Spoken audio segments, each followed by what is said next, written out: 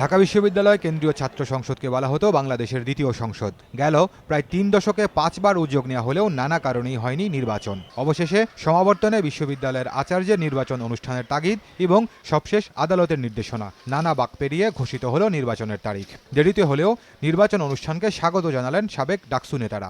নির্বাচন হওয়ার বিষয়টাকে আন্তরিকভাবে অভিনন্দন জানাচ্ছি, শুভেচ্ছা জানাচ্ছি। এটা অত্যন্ত আনন্দের বিষয় আমি বলবো। ৬০-এর দশকের উত্তাল সময়ে ডাকসুর সহসভাপতির দায়িত্বে থাকা অধ্যাপক মাহফুজা খানম বলছেন, নির্বাচনের আগে ক্যাম্পাসে সব ছাত্র সংগঠনের সহাবস্থান নিশ্চিত করতে হবে।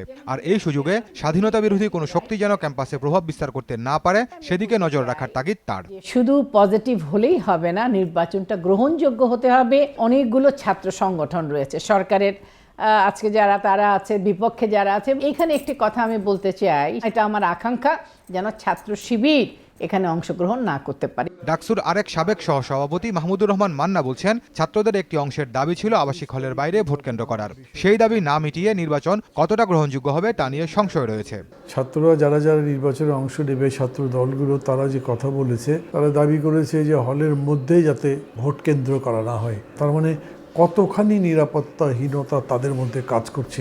সেই পরিস্থিতির মধ্যে তড়িঘড়ি করে ডাকসু নির্বাচন ঘোষণা করার মতলব কি, এ সম্পর্কেও আমি মুক্ত নই। কিন্তু আমি এটাও বিশ্বাস করি যে এই নির্বাচনগুলো হয়ে যাওয়া উচিত।